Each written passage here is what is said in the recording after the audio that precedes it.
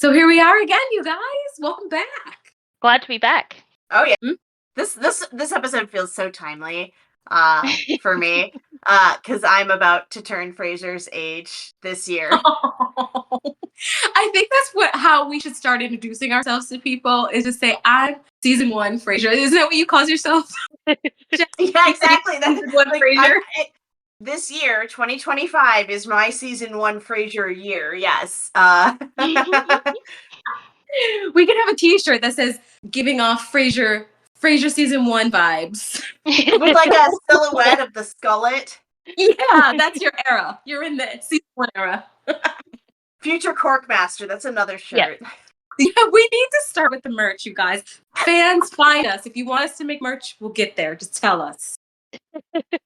So this episode is, I feel like I've read on the subreddit that a lot of people are a bit iffy about this episode. I'm not sure what it is about it, but... Non-specific iffiness? Interesting. Yeah. Oh, actually, you know what? I don't think there's any non-specificity to it. I know exactly what the iffiness is rooted in. If this episode were made now, Frasier would be a creep. Yes, he would. That's what the iffiness comes from. This, because, I mean, in context, what was this, like 1994? It's fine that he has that ethical/emotional dilemma, but if he were to even have that dilemma in 2025, I wonder, because it's just like, no, you should know better, my guy. Mm-hmm. Yeah. No, you're totally right. I think some people think the actress who plays Carrie did a bad job.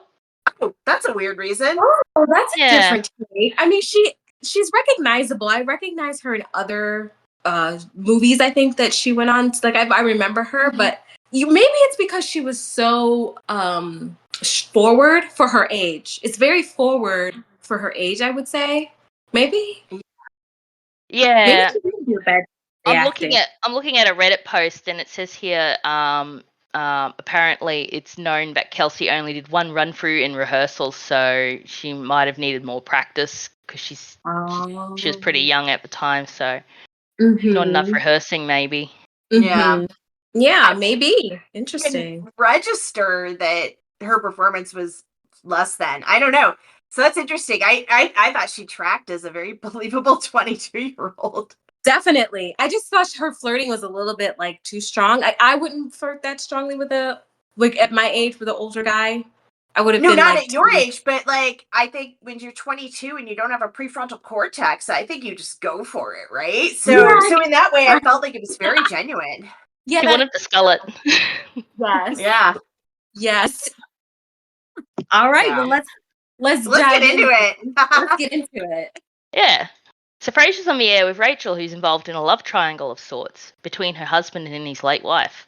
Frasier offers his advice and throws it to the news, forgetting Roz's name in the sign out. He goes into her booth and apologizes. Frasier says he's been forgetting a lot of things lately. Roz takes this opportunity to gaslight Frasier about a hair appointment and tricks him into thinking it's her birthday. Infuriated, Frasier goes to leave. Roz tries to tell him he's forgetting something, but he won't hear it. Roz starts to count down back from the news, and Frasier rushes back in, having remembered he still has an hour of his show left. She plays this so perfectly. Yeah. Like, the jokes are low-hanging fruit, but, like, she just really hits them. Yes. It was so cute. I found it to be very cute. We know who to blame for Frasier's hair now. Timo. Oh, yes. I wrote the name down. I took notes. I said, oh, is that who this is? The one behind all of this madness. Oh, yeah. Roz used the term gaslighting, which I don't think was a hugely common term back in the early 90s.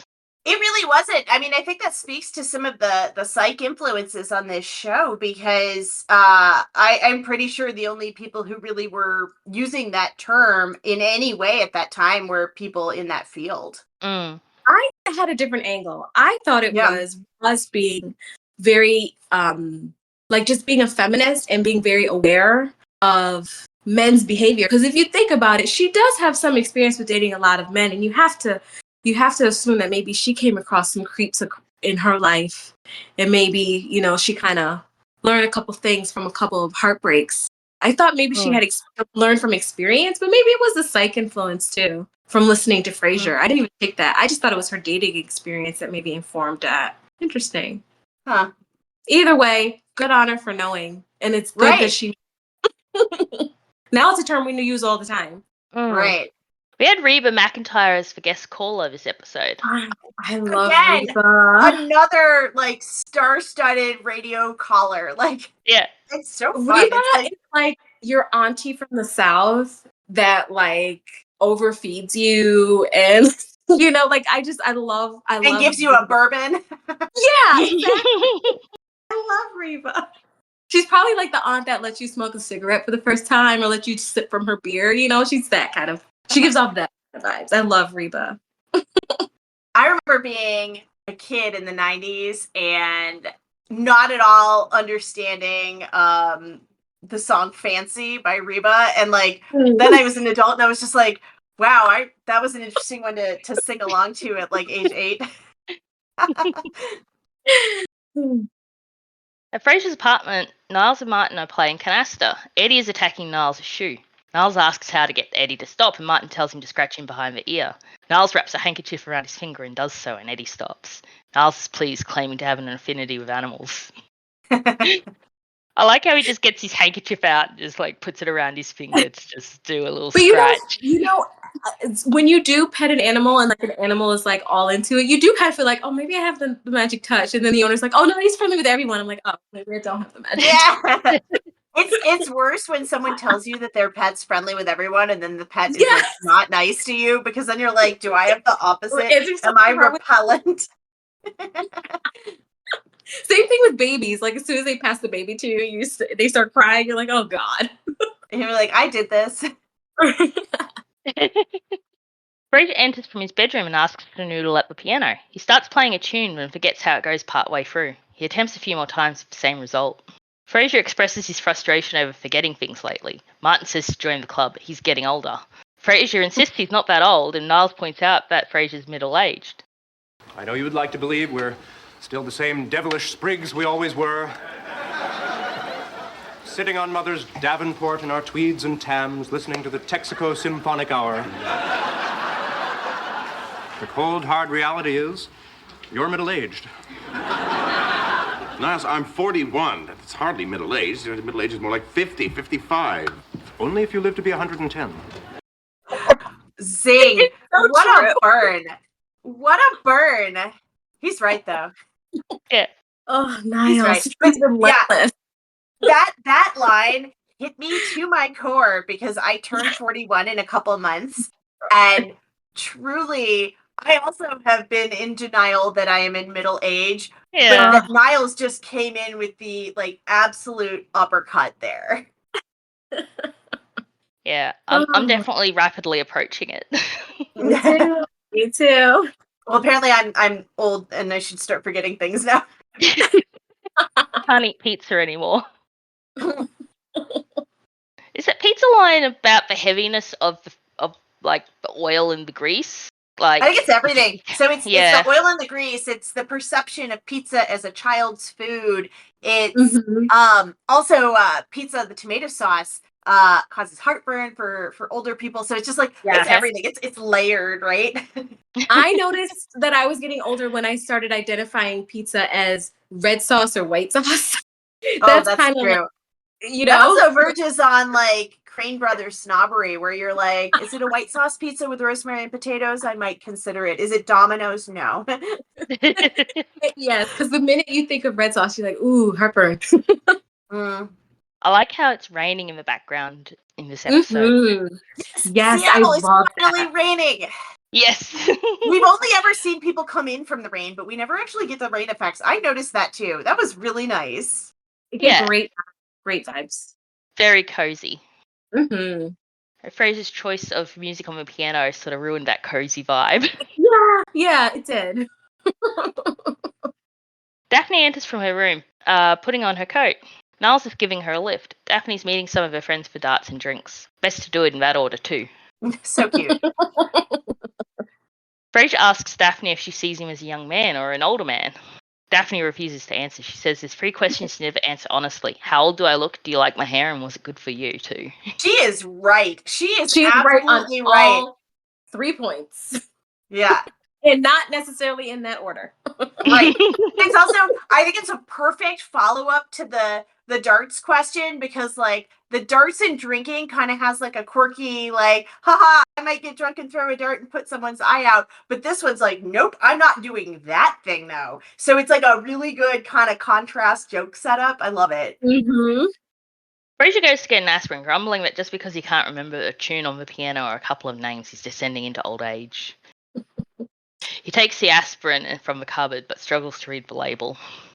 Martin asks Frasier a couple of questions and they establish that he's middle age. Martin's advice, don't fight it, fetches a photo album and shows Frasier a picture of when he went through his own midlife crisis. Good Lord, who is that? That's me, in 74, going through my own little stage. I dyed my hair jet black and bought a leather jacket and a Harley Davidson. My God, Dad, you look like one of the village people. Well, fortunately, I came to my senses before you got back from Harvard that summer. Are those love beads? All right. Martin asks Frasier to keep his guard up and not to do anything stupid. And it's kind of, this is kind of off of the other episode where Frasier was talking about male menopause. I'm surprised he didn't, maybe think about that. Like maybe he is having his own little male menopause moment. Because that's what's happening. Sure, they did see that in the last couple episodes. Mm-hmm. Yeah. Martin buying a Harley Davidson. I could see it. You can't vision him with the cane. If you take away the cane, you can kind of see it. Yeah, you know what? Like so the area I live in has a lot of seniors, and there are a lot of them with Harleys. And you see these people and you're like, there's no way that's your bike, but it is. So I actually fully believe that, like, even though we don't typically see Martin in that aspect, he'd do it. Yeah. Mm-hmm.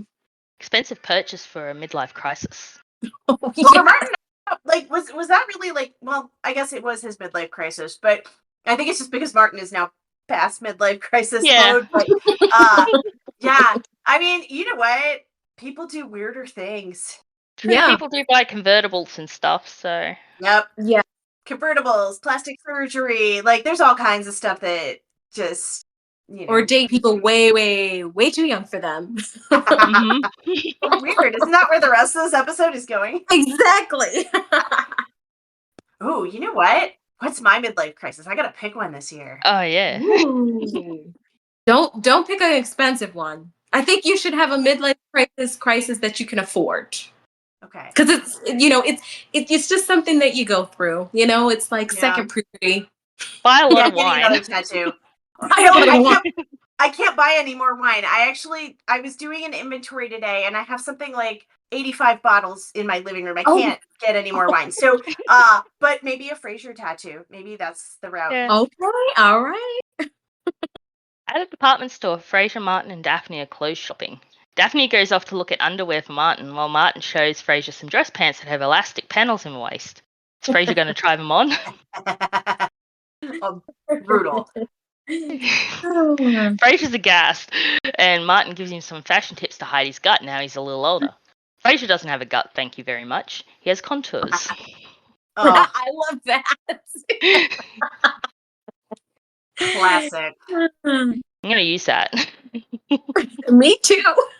You know what? I do firmly believe, though, that like this kind of language is purely a function of the fact that the word dad bod had not yet been coined. Oh, yes. He definitely does have a dad bod. He does, but like that word didn't enter the lexicon in the early 90s, so he couldn't use it. But I'm pretty sure that if that word had been available, he would have gone there instead of contour. Yes, I agree. Martin leaves to stop Daphne from looking at boxes that aren't plain white, and a salesgirl, Carrie, approaches. She offers to help Frasier and suggests a different pair of pants, complimenting his height as she does so. She then offers a sweater, which she says is a younger look, but she believes Frasier can pull it off. Frasier asks how old she thinks he is, and Carrie guesses 36. At Frasier's reaction, she changes her answer to 34. Flattered, Frasier offers to buy 2 expensive Armani shirts, and Carrie leads him to a change room. What a move! And this is the part where I actually am uncertain if she is being a naive young person who authentically is just guessing the age wrong, or if she knows exactly what she's doing with that. Probably because it both. really could play either way. Yeah, I think the same. I'm terrible at guessing people's ages, but I would probably trend towards under guessing because I feel like if you over guess, you just insult them. Absolutely. You can't guess over, but like, I mean, his hairline does not say I'm under 40. He looked 36 when he was 29. He dresses so seriously, so it just leans into mature. You're very right. Yeah, he like, and I know it was the 90s, and like, say what you will about clothing trends back then, and like the business casual kind of look that was very, boxy and structured at the time. But yeah, that man wears way too many like sweaters, over button-ups, over ties to like ever track as someone who's under like 30, low 30s or anything younger. Oh no, that. Yeah, definitely. Because if he truly looked very young, that style would read as like prep school, not old man. I was looking at the sweater she suggested, and I remember thinking, that is so not Frasier. I thought the same. But Frasier loves to chameleon when an attractive woman is telling him something that goes against his norms. So yeah. I fully buy this, and I do think it was actually a wise move to have the sweater not be something that would work for him, because it just shows how fluid he can be when he's being flattered. That is a good point. I do like that. That's a really interesting perspective. Mm-hmm. Yeah, and Frasier's a proven chameleon. Like in Cheers, he basically did it by assimilating to like with the guys at the bar just to sort of be included. I mean, he was still like himself, but he also had this sort of desire to be one of the guys. So he would like sort of get down, I guess. Yeah. And I think you see it as well in a season 5 episode where he invades Daphne's bar. He sort of with the girl. Yeah. No, I'm thinking of something else. I'm thinking of that hot girl at the bar where all the guys were like friends with her, and like he's waiting his turn to talk to her. I'm thinking of something else. That's a little later. This is I think Daphne, he's feeling a little sort of like absent, like aimless, and Daphne takes him to her bar, and he sort of just becomes one of the guys and just sort of like really goes full on with like singing songs and playing pool and drinking beer. His ability to be camouflaged like that also just kind of lends itself back to how he was growing up, and how him and Niles didn't really fit in, and they kind of just had each other, and so they weren't really a part of a friend group. So we think Frasier would have worn that sweater just to appease Carrie? Oh yeah.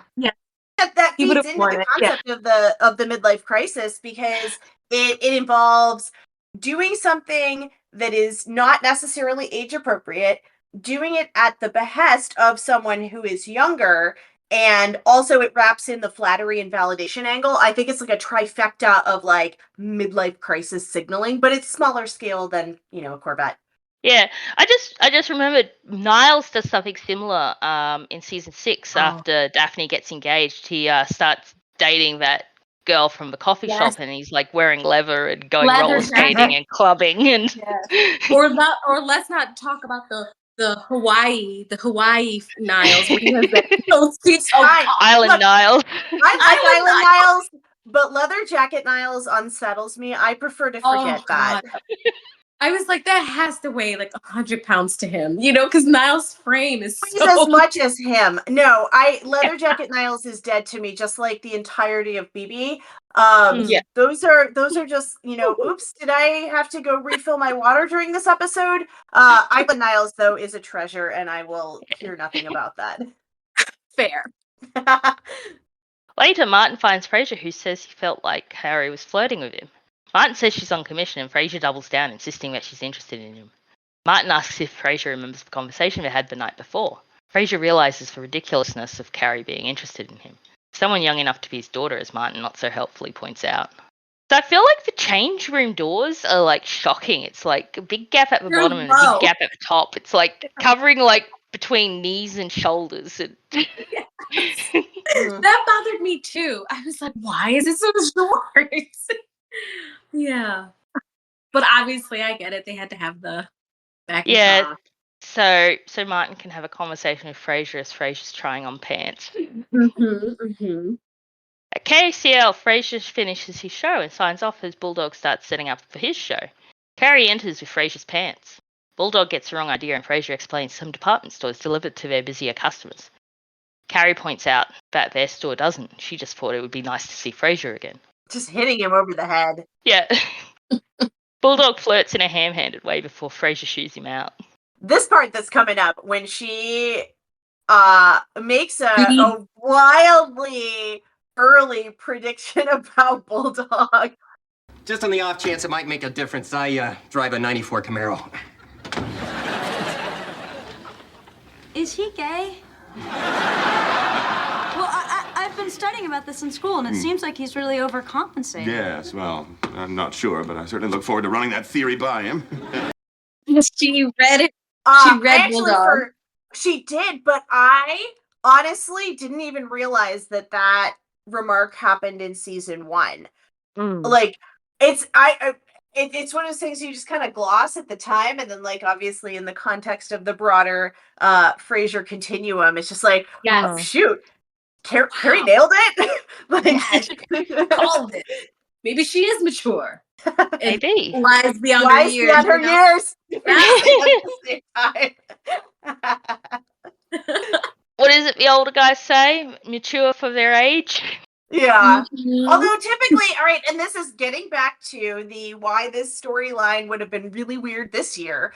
I think, especially for the Reddit crowd, I mean, like, the idea of the age gap between Frasier and Carrie, if he ever suggested to her directly and verbally that she was, like, mature for her age, oh my goodness, Reddit would have an absolute just judgment to lay down, because you get, like, potential age gap relationship, manipulation, predatory behavior, and also he is a psychiatrist, so he should know better about all of that. So it's just kind of, he's like, a father. He should know better. Right. But you know what I mean? Like, there's so many layers to, like, why this is such a 1994 plot line, and it would never track in 2025 without Frasier reading as the ultimate creep.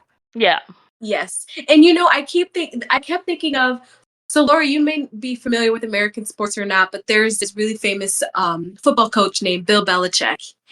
And he's kind of going through something like this, where he has... It's so gross. It is so gross.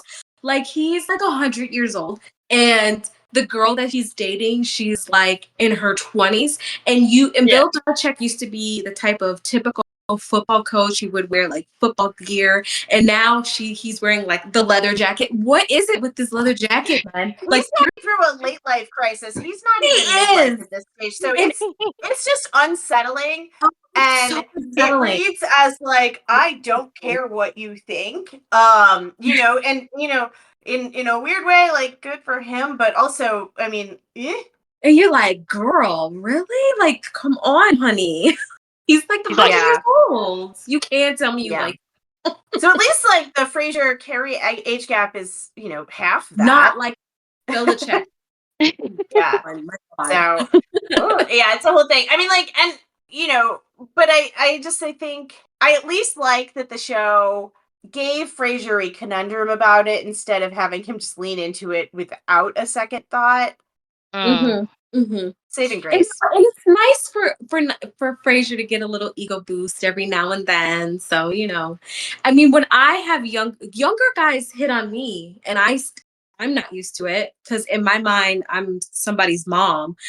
So, but there's young boys, and every now and then I'm like, oh my god, is that young guy flirting? And he'll be like 29, 30 years old flirting with me.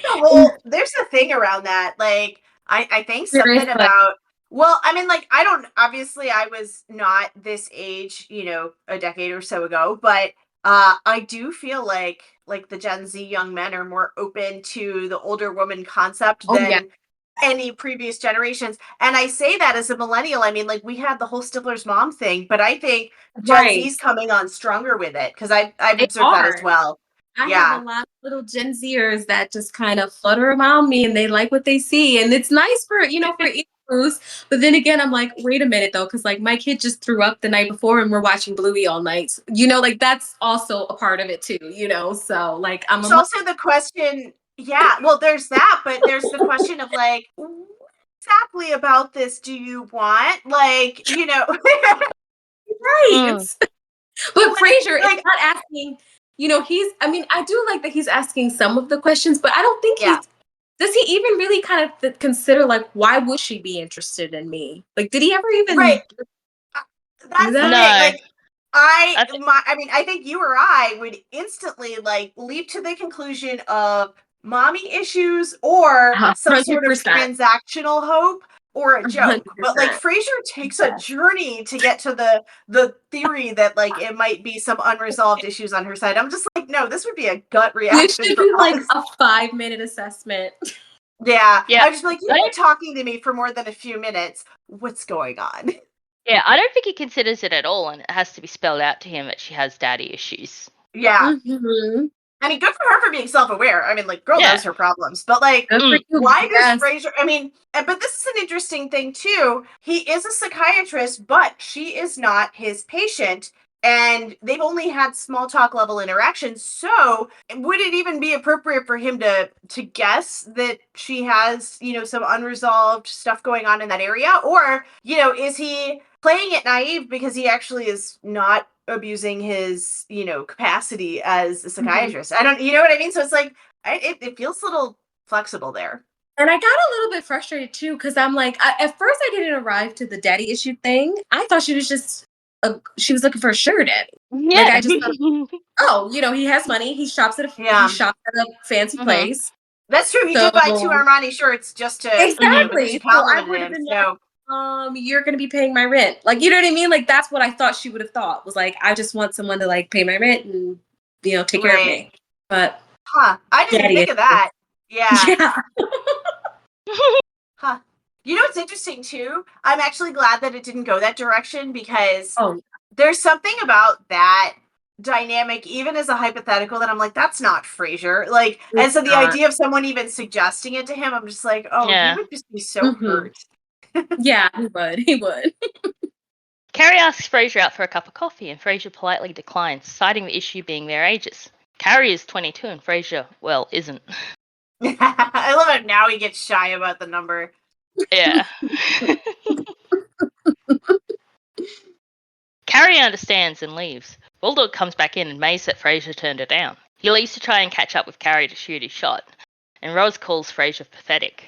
Talk about pathetic. Yeah, isn't he though? I meant you. Me? What, are you saying I should go out with her? Frasier, take it from me. It's hard enough to find somebody. So when an opportunity like this comes along, you gotta grab it. Yeah, Ross, but what about the age thing? Well, what about it? Oh, come on. You see an old man walking down the street arm in arm with a beautiful young girl. I mean, what do you think? I think he must be really rich. Then I try to make eye contact. No. There's that sugar daddy part. That's what I guess I'm more like Roz than I am Roz, okay? And maybe that's why I don't want the young guys, because they don't have money. Maybe they do. I don't know. Seattle in the 90s. Microsoft, maybe? Yeah, you're right. Dude, Roz would totally try to go on a date with Bill Gates. Oh, totally. That would have been a funny bit, too. Like, if he was like a Knowles to her. Roz seems open to most guys. Yeah. She's an equal opportunity gal. Yeah, like she doesn't seem in a to not slut-shaming way. Like she dates older guys, but she'll also date younger guys. Like we've seen her date both ends of the spectrum, basically. That's true. They just have to be attractive. I think that's her bar. Well, at least I'm thinking about it. I'm like, I don't think any of the guys that Roz has intentionally tried to date have been unattractive. So no, they've always been good looking. Yeah, so she just likes the hot ones. Mm-hmm. Yeah. Nothing wrong with that. Nothing wrong with that at all. Well, she gave Noel a shot. Yep. She did, but was she really giving him like a complete shot, or was he a backup after Brad, whatever his name was? Well, we don't need to go through She went out for drinks with him before Brad. Oh, that's true. All right. Huh. Which sort of kicked off Noel's whole sort of obsession with her. But I guess it is hard to find someone. Yes. Yes, it is. Well, I mean, this is also Seattle in the 90s. They didn't even have dating apps. I mean, like, can you imagine, No. like, if Frasier had Tinder? Oh my god. That's another funny premise the reboot should approach is like him on like a dating app. I don't want to see Frasier on a dating app. I do want to see Roz on one. I have zero interest in any other character ever exploring. So. Niles just wouldn't. I guess the closest we get to Frasier doing a dating app is when he signed up for Charlotte's dating service. That's true. And he went through like those women. Yeah. Her empty binder. Yeah.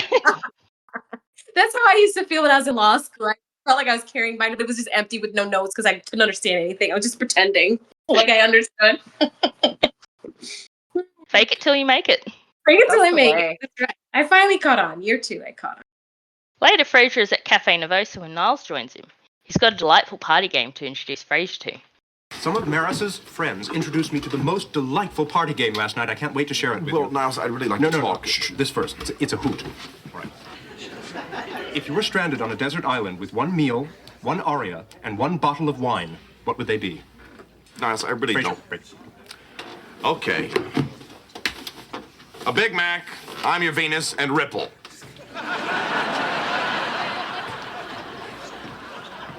If you're going to mock the game, then don't play. Amazing. My favorite thing about this is that the Crane, I mean, it's not like the Crane brothers have not known each other for more than 30 years. Why is this even a novel question for them? And at the end of the scene, I mean, Frasier telling Niles he's predictable is you know, the sealer there, right? But as a thought exercise, this reads kind of funny for brothers, right? Mm-hmm. Because like they know they could design a menu for each other very predictably. So it's just kind of like, it almost feels like an extra layer to the joke because like, why are you asking this like you've only known each other for 6 months? Yeah. That said, also, Niles' choice of aria, I'm surprised he didn't go for a deeper cut. I mean, like, Tosca's great, but, like, come on. I wanted like, obscure, like, hipster opera stuff. Oh, see? That would have been an interesting spin. That's what I was hoping for from him. But, you know. I had to look up what Ripple was, and it sounds like a horrible wine. I mean, to be fair, Niles' choice, I don't really know anything of, like, those far back vintages, but, like, Chateauneuf-du-Pape is, like, always excellent. Even the Costco version is just so good. So, like, you really can't go wrong. And, like, the fact that he's referencing, like, a, 40-plus-year-old bottle, questionable on the aging window, but, like, also, like, you know what? Go for it, Niles. Go for it, Niles. Niles asks if Frasier's still crabby about being middle-aged. Frasier explains that he was asked out by Carrie and that he turned her down, worried that he'd look like a midlife crisis cliche like Stanley Barrister. Just afraid of looking like some old fool chasing after a young girl. Becoming a walking midlife crisis cliche. Running around like that buffoon Stanley Barrister. Oh, Stanley Barrister. That is embarrassing. Oh, is it not beyond the pale? I mean, that girl, how old could she possibly be? If she's a day. Frightening about her. I saw them. It was last Tuesday night together. Well, and I saw them together Wednesday morning. Ew. That's disgusting. Well, this is what I'm afraid of. People will have the same conversation about me. Stanley Barrister is a 60-year-old man who wears a toupee that looks like something he pulled out of a shower drain. You are 41 and obviously not wearing a toupee. I love that exchange. It's his Belichick. Yeah. But this is great. I love this conversation because it's actually very grounded for the Crane brothers. They're referencing people that they actually know and interact with. And Niles is surprisingly less judgmental than you'd expect him to be in the entirety of this chat. I agree. Like, I noticed that too. That thought crossed my mind too. This is one of the most evolved Nileses I've ever seen because he repeatedly says like things like, trying to ask Frasier like why it matters what other people think, why does it matter what he thinks? And it's It feels so unlike, his usual kind of petty side. So I actually really appreciated that he was extending himself in that way instead of getting a cheap joke. Yeah. Frasier's worried that people talk like that about him and asks Niles for his opinion on whether it would be okay to go out with Carrie. Niles is coy and says his opinion doesn't matter. What Frasier should do is ask himself if he's going out with Carrie to run away from his age or because it has the potential to be a relationship. Ooh. Yeah, once again, very grounded. Yeah. I mean, and I thought, well, it doesn't necessarily have to be either or, right? Like, it's maybe it's a little bit of both. Could it be maybe both? He's figuring it out, yeah. Yeah. Mm-hmm. But maybe that's how Niles is. Niles seems to be like it's either A or B. Yeah. I feel like it struggle to have potential to be a relationship because they're just at such different life stages. Like Carrie's in college and probably sharing I guess Frasier has roommates technically, but well, here's the other thing though. When you're in your 20s, your bedtime is whenever. When you're over 30, your bedtime is 9:30. Like, you know what I mean? Like after or earlier, let's be real. Or early. Yeah, let's be real.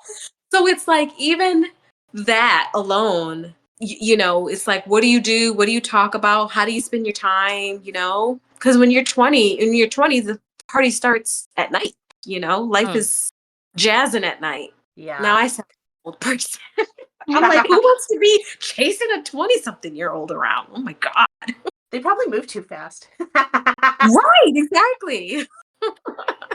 And I think younger people can tolerate louder noises too. I do remember hearing something like that growing up. Like younger people can hear at a different frequency. Yeah, they actually try and make deterrent sirens to keep young people from loitering in places by having it at a certain frequency that people under the age of 30 can hear, but people over that age can't. Because it's got to do with your hearing deteriorating as you get older. I believe it. None of this is playing into Frasier's favor, is all I'm saying. No. So. And I don't like to be outside my house after 8 o'clock. So there you go. So no young people for me. Frasier says Niles is right and thanks him. He goes to sleep but first asks Niles what his favourite meal, aria, and wine are.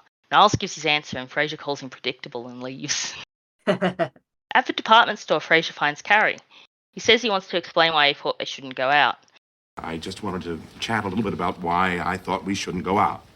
Okay. Yeah, you see, I thought I was going through a phase, a midlife crisis, to be frank. And I was afraid that if I went out with you, I would be trying to just recapture my youth or something. Oh my God, I can't believe you're saying this. I was afraid that I asked you out only because I was trying to work out some stuff of my own, some unresolved issues about my father or something. No, really. So I went back and forth, I felt like a fool, and then I didn't. And, Me too, back and forth. Yeah, and then I thought maybe you just came along because to fill some sort of a need or something. Or maybe this could be something serious. Well, exactly. So, all right, I asked myself a few tough questions. Me too. Well, I finally came to a decision. Me too.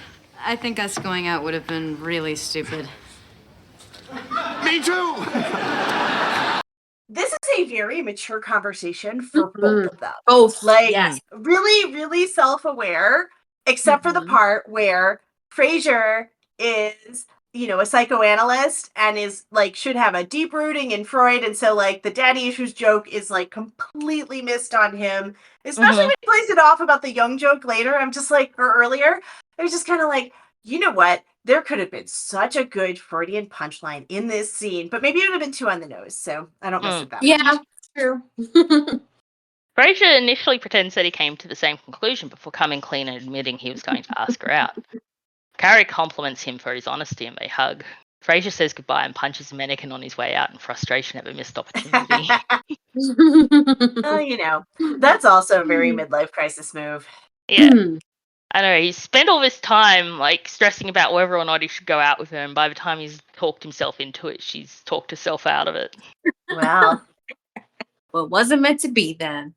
No. Honestly, though, it wasn't. And can you imagine how the writers would have had to carry along a storyline for who knows how many episodes of Frasier dating a 22-year-old? I'm really glad this bullet It would be dodged. as irritating and annoying as when Niles was dating Mel. I was just about to say that. I'm she's Mel, but younger. Yes. Yeah. So, Poor Carrie. we were saved.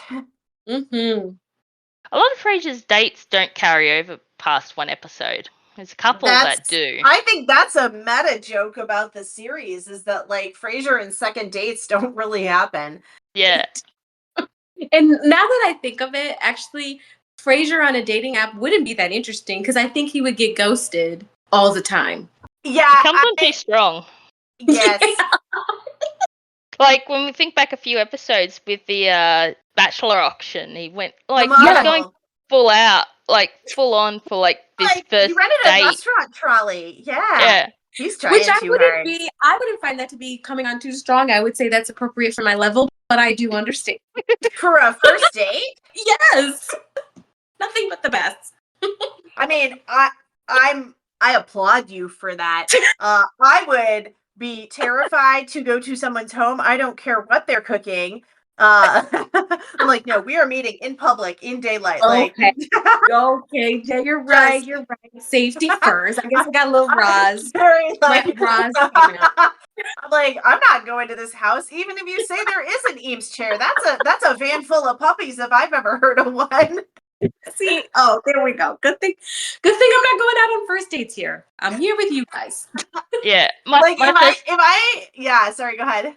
My first date with my husband was at a seafood restaurant where he picked all the olives out of his Greek salad. Oh, he doesn't like olives. And then we took a walk where we ended up talking about all the people we knew who died. Oh no! Took a turn, but you know. Did you walk through the cemetery too? My God.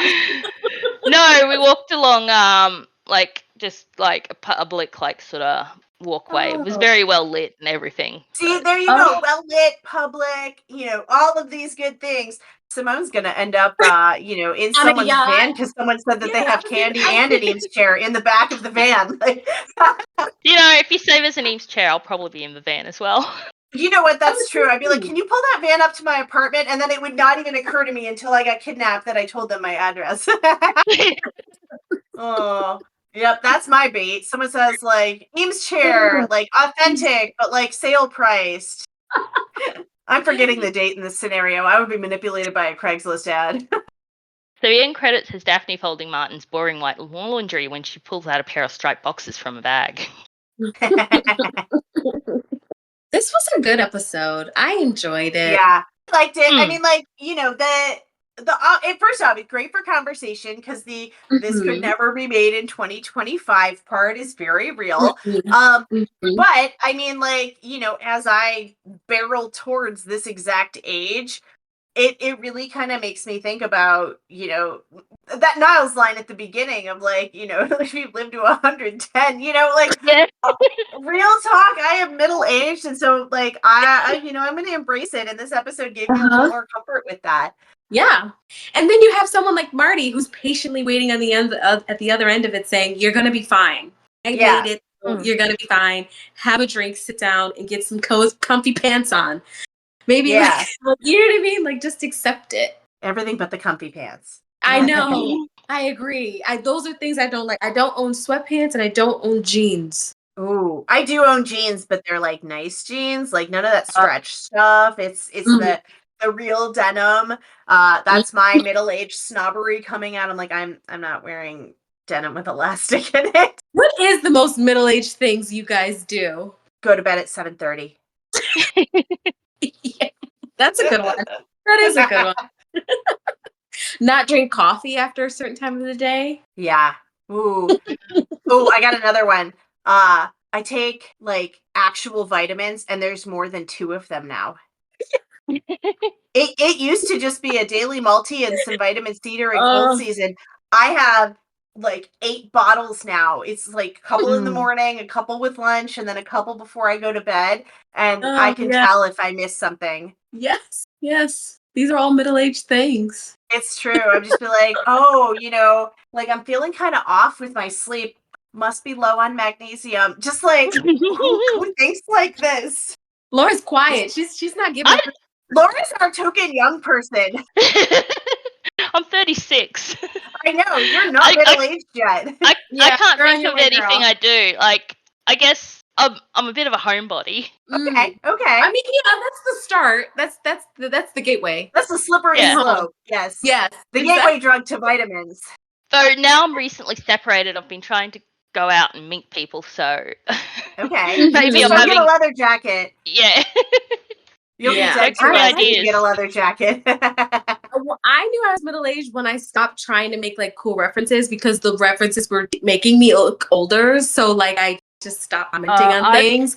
I'm pretty oblivious to a lot of current pop culture stuff, so I guess that's my middle-age thing. Yeah, there you go. I don't know what the young kids are into. So I overcompensate.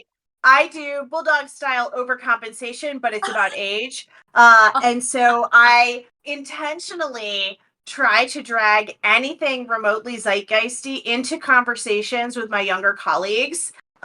So you can bet that tomorrow morning our work chats are going to involve, like, man, still recovering from the Severance finale. Like, I did like it, but I also am, trying to not appear super old. This is my last one, and then I'll stop this tangent. I also know I'm getting older when like I'm watching like late night shows or like SNL, and I don't know who the artists are. I'm like, who is no, who are these children, and why do they have jobs? That's it's very old man yells at cloud. But I'm like, anybody who is younger than Timothée Chalamet, I have no idea who they are. I can't read your name. I don't know how this is. I don't know how you pronounce it. I don't know what song this is. I don't have TikTok or Snapchat. I don't either. TikTok is still a Kesha song. Like, I will hold no other opinion. TikTok is a Kesha song. And not an app. This is my 40-something opinion.